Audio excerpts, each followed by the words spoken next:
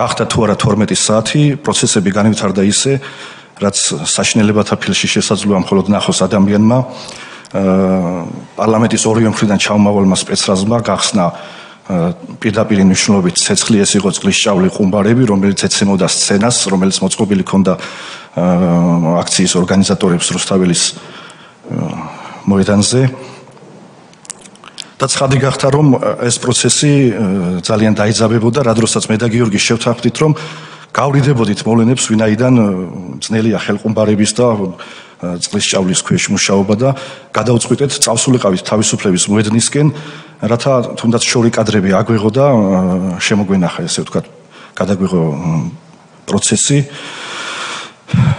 თემა იყო ესეთი, რაც მე ვნახე და რაც დავინახე, რუსთაველის თეატრის, რუსთაველის კინოთეატრ რუსთაველთან ჩასასვლელი იყო ჩაკეტილი, კიდაც სპეცრაზმელები იდგნენ.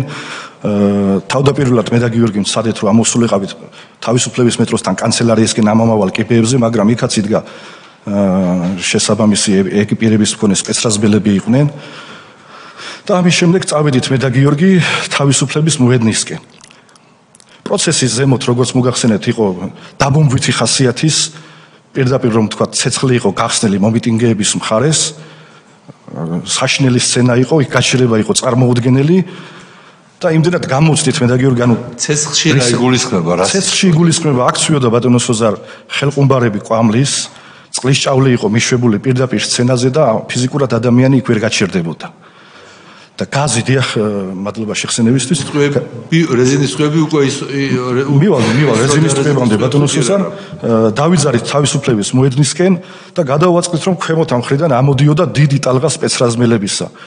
მე და გიორგი იმდენად მშვიდობიანად ნელისვლით მივდიოდით, ვერც წარმოგვედგინა, რომ რაიმე ექსესი ჩვენს მიმართ შესაძლოა განხორციელებულიყო. როგორც მოგახსენეთ, მეც და გიორგისაც ხელში გვეჭირა ფოტოაპარატები, პრესკარტები შესაბამისად მეტროში. ბატონო, მეტროში ჩასვლა. მოგახსენებთ, აი როგორც იყო თანმიმდევრულად მივყვები და მეტროს თემასაც შევეხები. იმდენად მიუახლოვდით სპეცრაზს, აი კადრებიც არის TV25-ის მიერ გადაღებული, რომ დაახლოებით მეტრანახევარი 2 მეტრის მანძილი იყო ჩვენსა და სპეცრაზს შორის და გამორფრთხილებლად გიორგი მაინც შეცახა, რომ ბიჭებო, ჟურნალისტები ვართ და პრესკარტა აწია, რა დროსაც გაისმა ესე ვთქვათ, მათ მომარჯვებული ქონათ ხელში შესაბამისი იარაღი თოფები, ნუ რა არის არ ვიცი რისი თოფი იყო, როგორც შემდგომ გაირკვა რეზინის ტყუებს ისროდნენ. პირველი ერთ-ერთი ტყვია გიორგის მოხდა ქვემო კიდურებში, რა დროსაც სიმწრისგან დაბლა დაიხარა, ამ დროს მე მას ვწდები ხელით, ვატრიალებ და სწორედ ამ დროს გაისმის მთელი ზალპი, არ ვიცი სხვა რა დავარქვა. და რა დროსაც ძალიან ბევრი ტყვია მეც და გიორგისაც დაახლოებით 40-ზე მეტი ტყვია ჰქონდა რეზინის მოხვედრილი. მე წამოვაყენე გიორგი და ნუ სირბილით როგორც შეგვეძლო, იმიტომ რომ ზურგზე ცეცხლი მეკიდა სიმწრისგან, წარმოუდგენელია ამ ემოციის აღწერვა და გამოხატვა. რამდენი მანძილიდან გესროდნენ? დაახლოებით მეტრანახევარი 2 მეტრა ბატონო სოზარ, იმდენად ახლოს ვიყავით და ისინი ისე მოდიოდნენ, ვერ წარმოგვედგინა რომ მით უმეტეს შეძახილის შემდეგ თუ იქნებოდა. იცოდნენ რომ ჟურნალისტები იყავით, იმიტომ რომ უთხარით და ფოტოაპარატები. დიახ, გამორფრთხილებლად. კადრებიც აქვს სხვათა შორის გიორგის გადაღებული, ახლა რო გავუშვათ ეკრანზე, არ ამგონია გარჩევადობა იყოს, მაგრამ დაფიქსირებულია, სადაც შეძახილი ისმის, რომ ჟურნალისტები ვართ. და შესაბამისი პრესკარტები აწეული ჰქონდა. ესე მივდივართ და TV25-ის კადრებშიც თუ იქნება მე შესაძლებლობა ნახავს მსმენელი.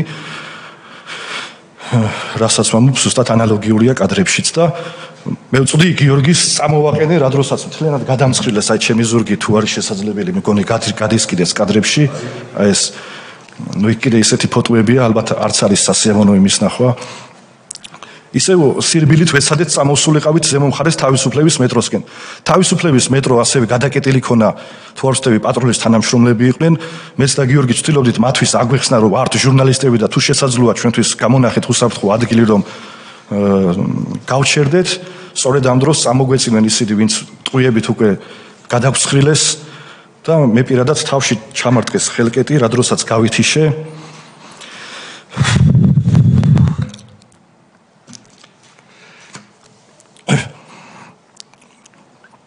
ზუსტად არ მახსოვს, რამდენი წუთით ვიყავი გონება დაკარგული, როდესაც თვალი გავახილე, წყლის გუბეში მქონდა თავი ჩარგული და ხელები მქონდა პლასმასის ხელბორკილით შეკრული.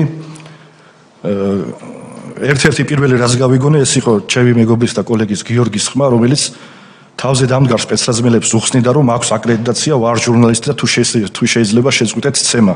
რომ გავიხედე, რამოდენიმე სპეცრაზმელი ხელკეტით უსწორდებოდა გიორგის. რამოდენიმე წუთში მოახერხე სპეცრაზმელები აიღეს თუ სწორად მახსოვს გიორგი სკან აიღეს საბუთები და გაერიდნენ გიორგის, ალბათ გადასამოწმებლად გავიდნენ. მე მოახერხე გიორგისთან მიხოხება, ესე ვთქვათ და აქედან იწყება უკვე მეორე ეტაპი ჩვენი წამების და კიდევ უფრო უარეს დღეში ჩაგდებისა. ჯგუფ-ჯგუფად მოდიოდნენ სპეცრაზმელები, ეთყობა სხვადასხვა სამეგობრო თუ გუნდი იყო და გვისწორდებოდნენ ხელკეტებით. მიუხედავად იმისა, მე საუბრისთავი აღარ მქონა, ვერც ვსაუბრობდი, ეს კბილები ჩაფშნილი მქონა, ეხლაც მახსოვს ემალის გემო, რომელმიც პირში პირველად ვიგრძენი. საუბრობდა გიორგი და უხსნიდა სპეცრაზმელებს ყველა მოსულ ჯგუფს, რომ ვართ ჟურნალისტები, გვაქვს შესაბამისი აღჭურვილობა და თუ შესაძლოა თქვენს ხელმძღვანელობასთან გადაამოწმეთ ჩვენი ინფორმაციის სინამდვილე და